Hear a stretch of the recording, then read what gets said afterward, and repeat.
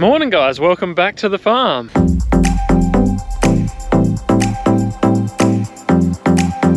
So it's just going to be a quick update today guys, because I've been keeping a little bit of a secret from you. We've known about it for the last couple of weeks and we've been racking our brains about what we're going to do with it, but I also haven't picked the camera up for about a week, since probably mid last week. It's Wednesday the 27th today. Because we had a long weekend, neighbour had her first birthday, we're down in Adelaide for 3 or 4 days, and yeah, just enjoyed a little bit of a break. And I've been out spray topping a few pastures and that to start the week, so you guys have seen more than enough spraying. I don't think that you need to see any more, but I'll bring you into the loop on what's going on. Now, to the untrained eye, maybe you might not notice too much, but to any farmer out there, you're going to see straight away there's 2 different varieties of barley here. Oh, sorry, if you didn't laugh about it, you would cry, but yes, there's what you see here behind me is 100 hectares of barley that has been seeded basically to the wrong variety. This is, if I squat down inside here, you'll see, this is mainly Kraken forage barley. This is a variety of barley that is mainly grown as sheep feed, so it's just got early season vigor. The other thing it's really great for is hay. It makes really excellent hay. But what happened here was the old bin mix-up job. That's what happened. And so there is just no excuse for this whatsoever, for this to happen. The fact that this has happened is pretty bloody embarrassing, but it is what it is. And Dad said to me, he goes, as far as F-ups go, this one's right up there. But I mean, if you look around behind me, I mean, at first I wasn't that offended about it, but I said, you know, you stand around out here and you look at this crop and you go, if this is our biggest problem, then I think we're doing okay. But what is the main drama here with this barley? Okay, so it's still a 2-row barley.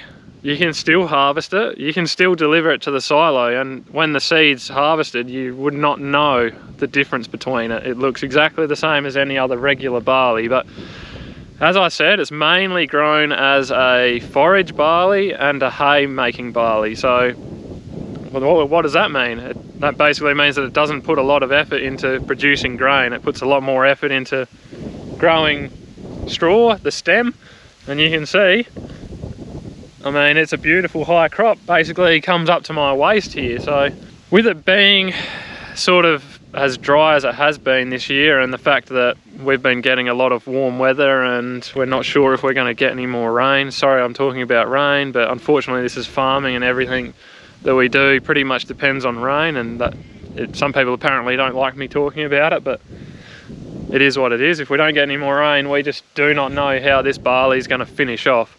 It has such a long growing season, so it's probably even further behind than the wheat at this point. So just to give you some idea, the wheat's normally got about normally takes a couple of weeks or a week longer than the barley during the growing season here where we are, and this stuff now I would say is almost behind where the wheat is. So because we've gone 3 weeks with a lot of really warm weather and no precipitation, we're just not sure what's going to happen with this. Is it going to finish off with any amount of grain? Are we just going to end up with a whole heap of screenings? Are we going to, I mean, the funny thing is you pull the heads off and you actually count the grains, and there's more grains per head in this than there is in, if you look over the road, there's some compass barley growing over there in that little road strip.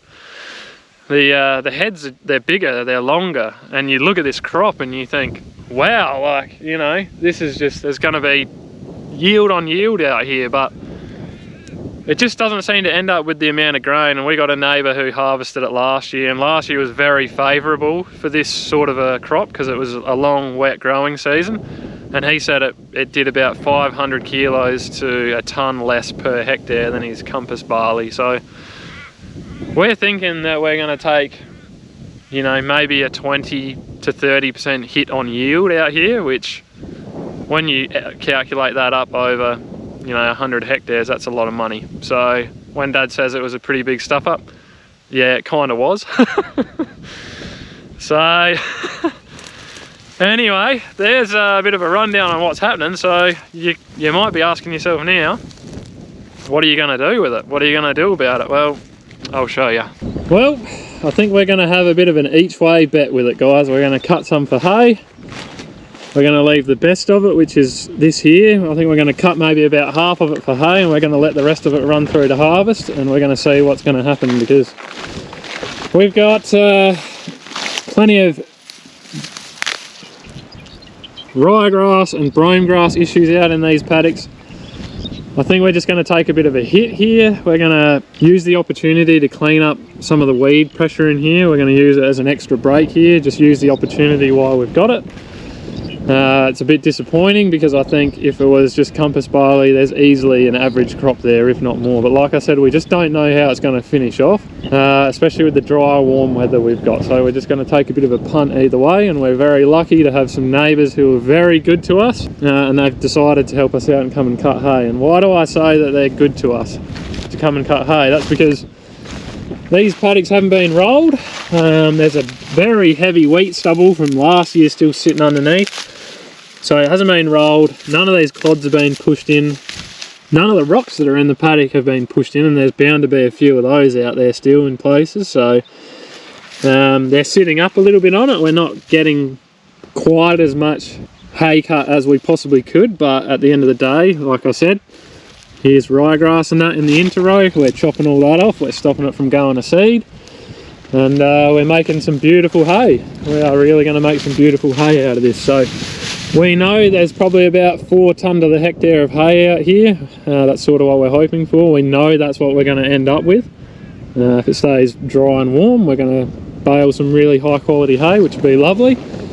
And yeah, like I said, we're just gonna, we're not going to be in the world of the unknown about how well, this crop's going to finish out. So they've started cutting it down. They'll be back tomorrow. I think we'll cut a bit out of this top side over here as well. So that's what we're doing. So this paddock was the first one to go in. We did this mid-May. It got going really early. I think we're just going to take a punt with this one, and I think it's already starting to fill out the grains. I think this one's going to finish off okay. You can see that's already sort of milky dough. Not all heads are like that though. It's such a long growing season. There's a lot of heads that have barely come out of the boot yet, and that's the other problem. This crop will take a long time to come in, and there'll be heads that are way behind others, and yeah, anyway, it'll be a bit of a mess, but yeah, not much you can do about it now. We just deal with the hand that we dealt ourselves.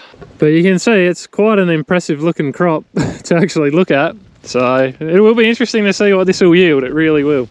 Now, while I'm standing out here next to a crop of wheat, I'll just show you, that last rain we had in early September, we had a big frost after that, and unfortunately we got some frost damage. It's very evident now in the wheat that the wheat has been frosted.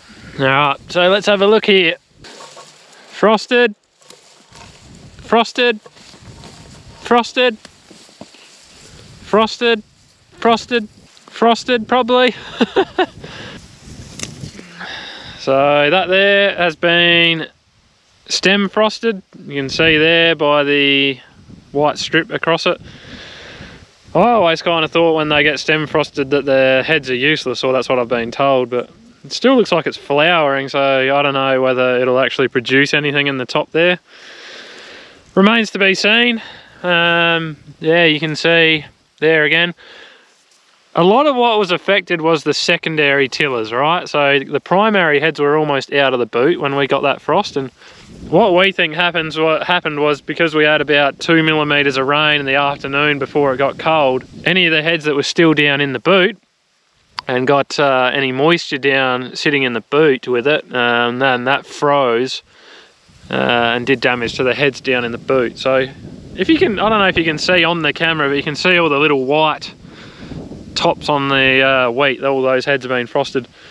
We did a quick, just a real quick crude look with the agronomist, and just basically pulled off 10 heads. We just walked to a random spot, pulled 10 heads, and probably 1 to 2 out of every 10 heads had some sort of damage. So unfortunate, but I think the crop will compensate somewhat for that frost, as in, especially if it stays dry and you're not going to have that potential moisture to fill all the heads as well as they could. It'll take the moisture that it was going to put into those heads that are no good, and it will fill out, say, the primary heads better. So hopefully it will make up for it a little bit. Obviously, if we were going to get the moisture to finish them off, then yeah, there would be quite a bit of a, there may be a bit more of a noticeable yield loss there. But I'm sort of thinking, yeah, there must be at least 10% out here damage. So anyway, it's not bad, it's not a write-off or anything like that, it's just a little bit disappointing, and I don't think the heads are going to fill out all that great on our current moisture and current outlook at the moment anyway, so I think we'll be just fine. I think, yeah, we're going to get what we're going to get, and that's all right. But that's just a bit of an update, guys. So I just thought we'd do that today, because what I've been doing around the farm's nothing that's overly exciting and nothing that you haven't seen before.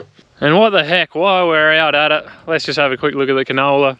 It's done, it's dusted, it's finished flowering. The yield is going to be what it's going to be now. There's still be, you can see where the flowers are sort of being blown off by all the heat, but you know, they would turn into pods with moisture and the right conditions, but they'll probably all just abort now. So what you're seeing is what we're going to get, and it's going to happen very, very quickly from now. So these pods are just going to keep filling up, and as soon as they start turning brown, it's time to windrow it. But it's going to happen real quick from here on out, I think. So I don't know whether it will have enough moisture to make anything out of these little pods at the top here.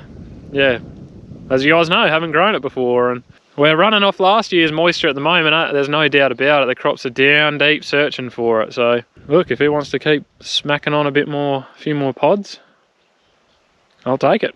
Well guys, I was kind of like just a quick update today about our big barley blunder, but I'm sure I've been blabbering away for well over 10 minutes now. So, oh man, it's kind of like Mike Mitchell-esque content, where he just goes out into the field and talks about his crops and stuff for 10-15 minutes at a time.